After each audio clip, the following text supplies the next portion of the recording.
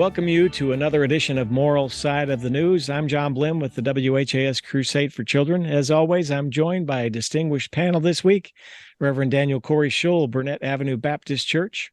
Reverend Clay Calloway, West Louisville Ministers Coalition. Rabbi Emerita Gaylia Rooks, the Temple.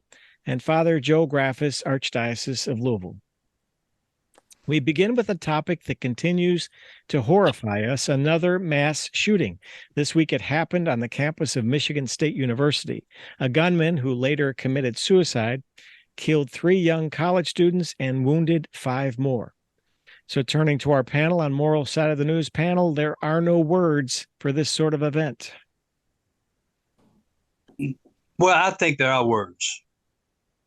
And I think we can't be silent, so we have to speak up and speak out on these kind of events. It's yet another trend. I stopped calling them tragedy because they're trends, and they're trends involving guns, and it's the maddening spread of the gun pandemic. And so it's no wonder if you have guns everywhere, it should be no surprise that you'll have a gun shooting that could happen anywhere. So that's the reality. I think the governor in Michigan said that this is a uniquely American problem, unique to America. And many in the so-called political right and religious right talk about the American exceptionalism. Well, this is the exception. This is the bizarre, twisted, exceptional characteristic of America that does not exist on any other country on this planet but America. So, and it's the mindset that before they add regulation, they take regulations away. Now, I looked at the Constitution just yesterday, the Bill of Rights that was submitted in 1791. That was a long time ago. The Second Amendment has been around a long time. So it's not like it's anything new. It's been here for decades and centuries. But yet we see this explosion of gun violence is taking place in the last 30 or 40 years in ways that had not in previous decades and centuries. So why is it happening more now and not in previous eras in American history? At a time when they are saying we need more guns and less guns. I think it just speaks to the manic mindset of America. That we keep seeing this recurring trend. In fact, we could just have the gun violence channel. We have a CNN channel. We have other channels, weather channels. Just have a channel just dedicated to this. And I think it will sustain itself and have more than enough stories to cover, because it's going to happen every week in one form or another. So just go ahead and just have another channel dedicated to it, just like we do the weather channel. You know, I understand, Clay, why you're saying you're not going to call it a tragedy, you're going to call it a trend. Obviously, it is a tragedy, but to me, the real tragedy is that the government is not being responsive enough, and our leadership on every level, local, state, federal, they have the power to make a difference. The tragedy is that people aren't willing to, well, the real tragedy is that the NRA and these gun rights groups pay all this money to help get people elected. And, you know, it comes down to campaign finance reform in a certain sense there. I'm not against gun ownership. I'm not against guns. You were talking about 1791, I think you said, was the first. That's when they did Bill of Rights. Absolutely. The Bill of Rights and the First Amendment. Mm-hmm. And to me, the right to bear arms had nothing to do with, you know, any automatic weapons. These are most often, not always, but most often, automatic weapons, weapons of war that no individual citizen should ever be able to get their hands on. You know, you want a gun to protect your home, fine. It doesn't have to shoot more than one round at a time. You want a gun to go hunting, fine. Not something I would choose to do, but, you know, if that's what you want to do, then, but I still remember Sarah Palin, the video footage of her shooting with an automatic rifle from a helicopter. I mean, if that's sports-like behavior, so to me, the real tragedy is that we could make a difference. I'm not saying we could stop it completely, but we could certainly prevent so much of this from happening with universal background checks, which almost everyone in this country is in favor of, the grand majority of people, and that you shouldn't be able to own a gun. Why can you can't rent a car until you're how old, but you can get a license and carry a gun? You're right. We have to speak. Yeah, I mean, I think it's terribly depressing that we are at this ebb as a nation. This is a uniquely American problem, and we like to keep it that way. I've come under a lot of flack over the last week or so with some issues related to gun violence locally. And my simple assertion that Metro government in Louisville is impotent to do anything about safety on our streets or to rid our streets of guns that are ending up in the hands of young people, and those young people are bringing those guns to school. I would expect there to have been an outcry about it's a terrible thing to have to put metal detectors in schools. I've received absolutely no opposition to the motion made to put metal detectors in school in order to hopefully mitigate against guns making their way into public school buildings. But the flack that has been received is on the account of my challenging local lawmakers, local power brokers, and decision makers to do something about this specter of the proliferation of guns on our streets. And what I have been told is it's not Metro Council's job, it's the mayor's job. It's not the mayor's job, it's Frankfurt. Everybody is passing the buck, and we keep having these instances of extreme gun violence day in and day out, not just these mass shootings, but these shootings that are happening on our streets day in and day out. We are living in what can be described as the wild, wild west.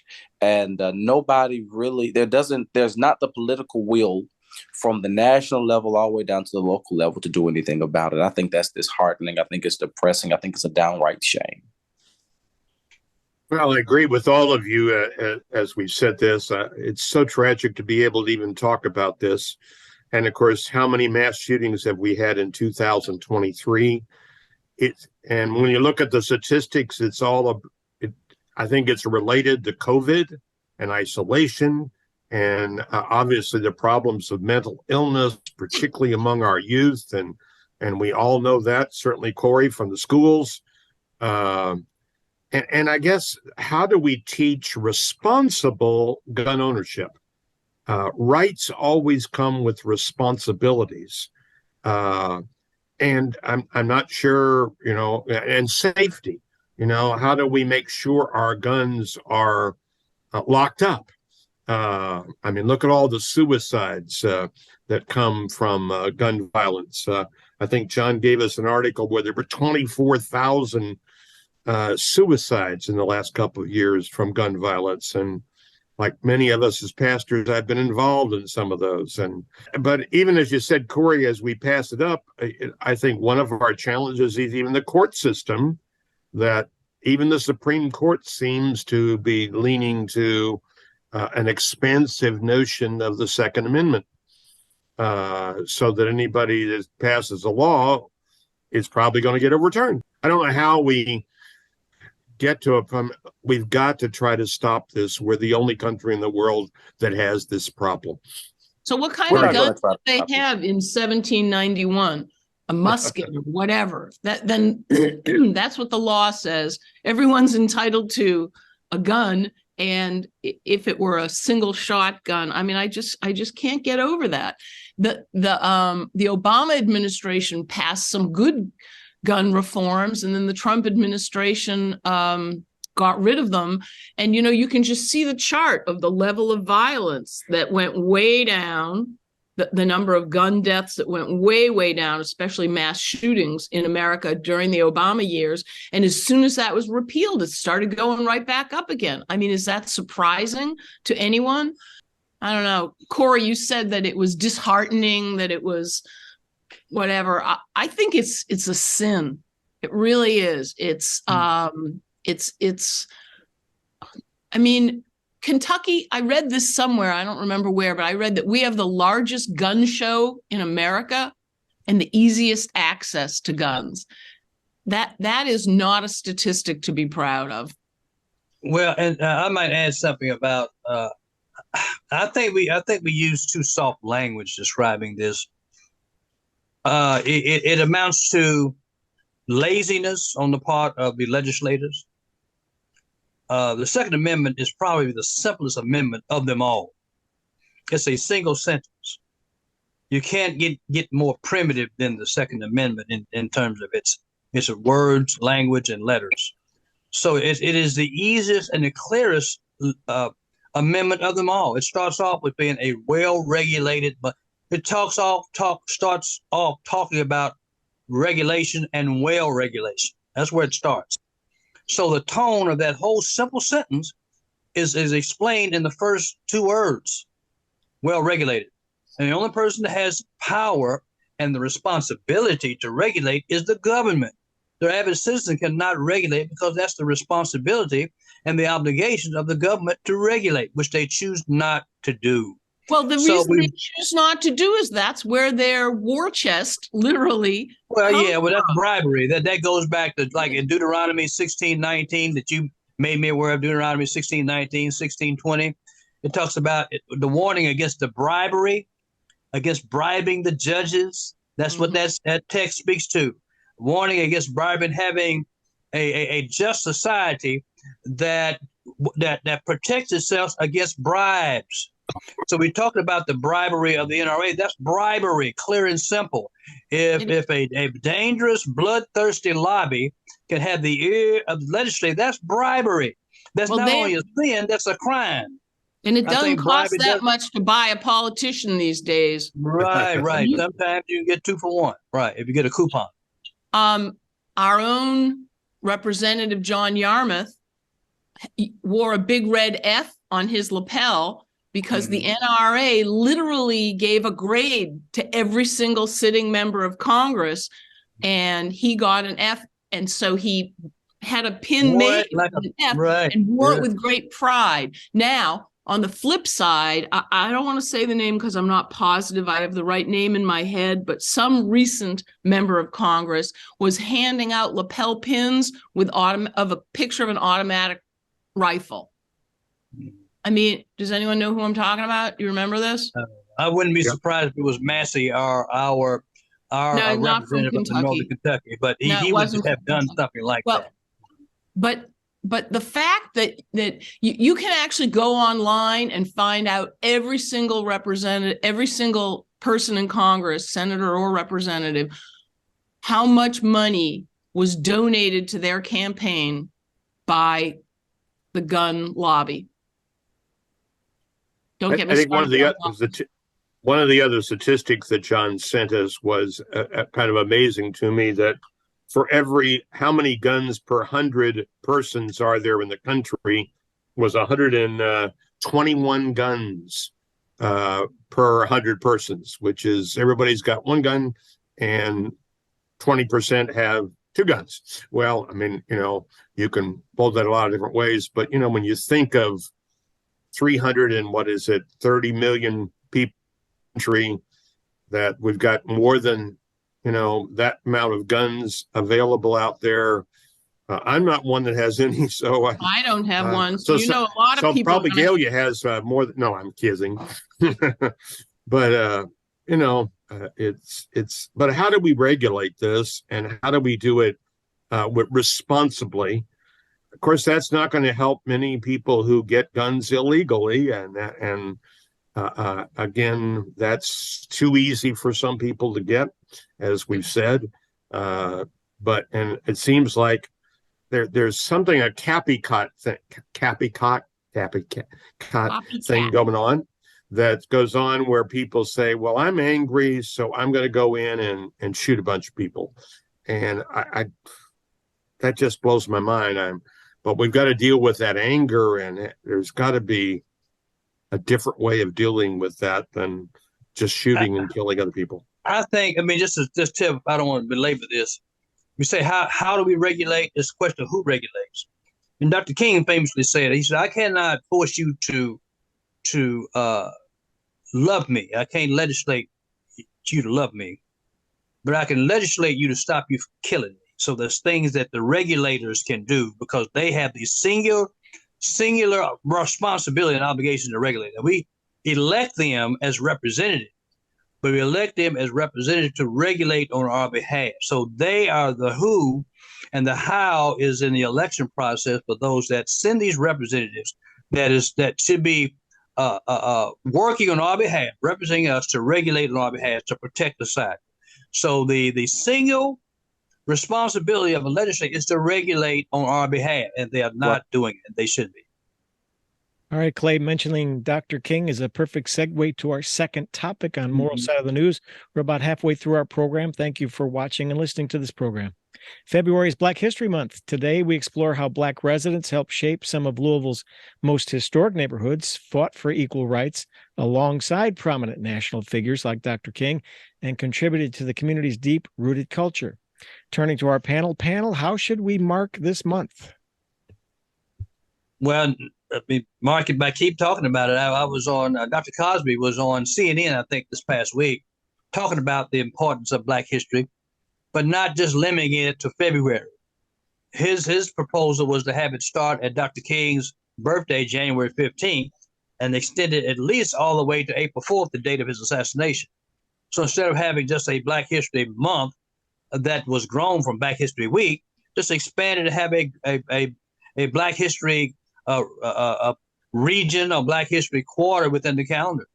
And that goes a long way to educating society about the contributions, not only of Black Americans to America, but of educating about American history. This is not just about Black American history, it's about American history. So it's important that we educate whenever we can, because it's a sweeping I guess pandemic of ignorance. People just don't know American history. You have a governor in Florida and Texas who's trying to keep society from learning American history. But yet we have monuments on top of monuments, from Mount Rushmore to Stone Mountain to Civil War monuments that are there to help remind people about a certain segment of history. So I think we need to have a more responsible means to educate our electorate. That's one reason racism and white supremacy is so, I guess, blatant in America. Unlike South Africa, they had a Truth and Reconciliation Council where they educate as to their history. England has done the same thing. So when you put a lid on the education process, then you're going to have a continuation of the proliferation of ignorance that keeps recurring and festering and growing. So I think the real lesson for me is to, instead of taking it back, add more to it. I think the Bible says, "My people are destroyed for lack of knowledge." Yeah. Jesus said on Calvary's cross, "Father, forgive them, for they know not what they do." So rampant ignorance has had a toll. I think making people aware of it will go a long way to remedying the whole issue that has a grip on our nation. I can't help but to with that.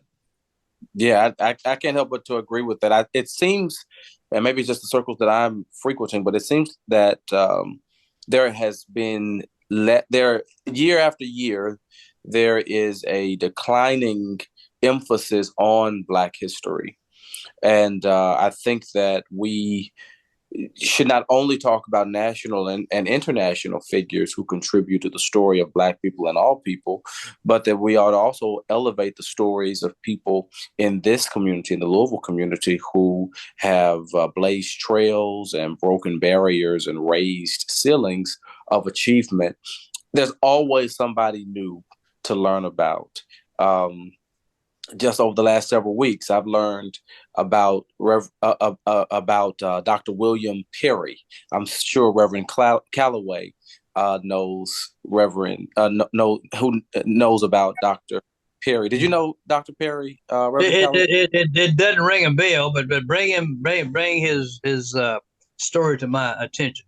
William Perry was a famed educator here in Louisville, Kentucky, but he was also a medical doctor. He was also a bar passing lawyer. He opened the Red Cross Hospital. I was born there at Red Cross. Mm-hmm. That's where blacks were born during the Jim Crow era in Louisville. But his name was Dr. William Perry. And again, he not only was a famed educator, but he was also a medical doctor. He went to medical school and was also an attorney. That is absolutely sounds like a Jewish mother's dream. Yeah, just outstanding and amazing. But he was William Perry, and he was Louisville's own. And so we have plenty of those stories. People like Grace James, who was a pediatrician, who ensured that Black babies born in the West End got excellent care. You have there's so many names. I could go on and on and on and on.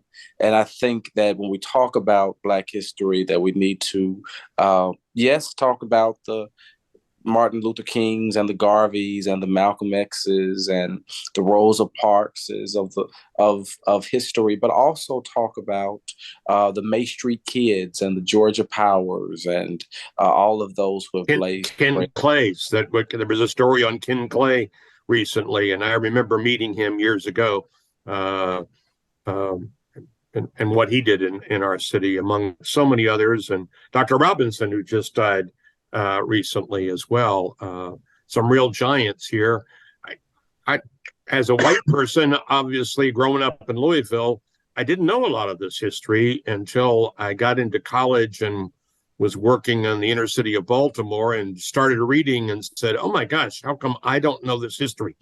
And how come it was never told to me? And so I've served in Black communities and Black parishes. I've done a lot of reading just to educate me. And I think so many of my white brothers and sisters, as Clay said, are just ignorant to the history. And I don't mean that in a pejorative way, but it's like once you understand the history, you understand where we're all coming from and why we have problems today that were there 50 years ago, 70 years ago. And, the Black women who were part of the women's suffrage movement. Whoever told us that, and yet they didn't get to vote. So all that history, disagree. I think, and so much, I love history. And the more we know our history, we keep from trying to repeat past history. And Lord knows we keep doing it. Right. We don't seem to be learning from history. I have to disagree with one thing that you said, Father Joe, and that is that it's ignorance. Because there's more going on here than just ignorance trying to keep Black history and the whole white supremacy. I don't even know when that term was coined. It's been around for decades. It just became popular in the recent history. Well, I've heard it for decades, but I mean, it's always been white supremacy. I think about one of you mentioned Florida trying to suppress the teaching of African-American history, and Ron DeSantis. What could be more horrible than saying you can't teach AP Black history? How could you make that worse? You could do it on the first day of Black History Month. I mean, if that doesn't speak volumes, and this whole idea of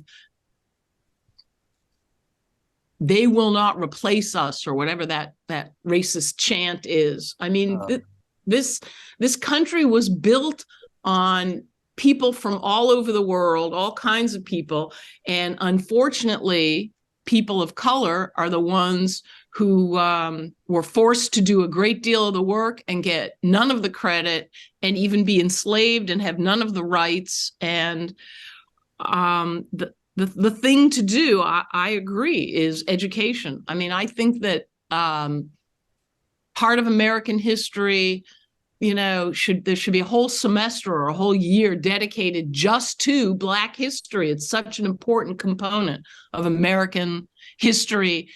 And I think that is definitely part of the antidote to the horrible racism that is, the arc bends towards justice. That's hard to believe living in this particular slice of history right now. It was bending beautifully toward justice for a while, bending, not getting there. But man, it's really gone in the opposite direction of late.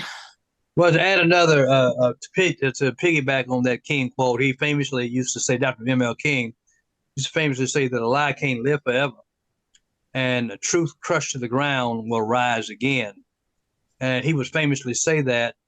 And then he would also say, many of his quotes have never been quoted. He said somebody told a lie one day when they said that in effect that white was superior and Black was inferior. He also said that. He said so many other things. But there's been so many giants in Louisville. His brother, A.D. King, recently saw a documentary on his brother, A.D. King, that pastored Zion Baptist Church in Louisville. And I saw a documentary that was produced in 2018 by Ed Gordon, used to be a producer for BET. And you can get that documentary. It's called Unsolved History. But he was talking about how A.D. King died at 39 years old under suspicious conditions in Atlanta. He drowned. He came to Louisville in 65. He left in 68. But while he was here, A.D. King, he led the open housing movement in Louisville, Kentucky. And he convinced his brother Martin King to join him in this fight for open housing in Louisville, Kentucky. And in age 67, they threatened to disrupt the Derby while he was still here in Louisville. But the point I'm making is that A.D. King led that open housing charge in Louisville. And Georgia Davis Powell, she championed the cause for legislation down in Frankfort. But Louisville, Kentucky became the model for the nation for open housing.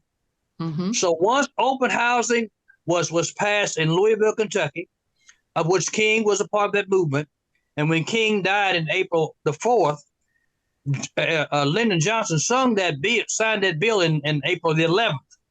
But that whole open housing movement was started here in Louisville, Kentucky by A.D. King, Martin Luther King's brother. So he, in effect, became the father of the open housing movement nationally. And Louisville, Kentucky was ground zero for that movement. So a lot of movements around the country had its roots here in Louisville. And we had a lot of heroes. I personally live in a house. I had a fire at my house about a year and a half ago that was occupied by another civil rights hero, Raul Cunningham, president of NAACP. Right. He grew up in that house. I have to interrupt you there, Clay, and say that we've run out of time and we're right to the end of the show here. It's been a terrific discussion here on this edition of Moral Side of the News. Thank you to Daniel Corrie Shull, Clay Calloway, Gaylia Rooks, and Father Joe Graffis. Join us again next week as the conversations continue. Thank you, panel.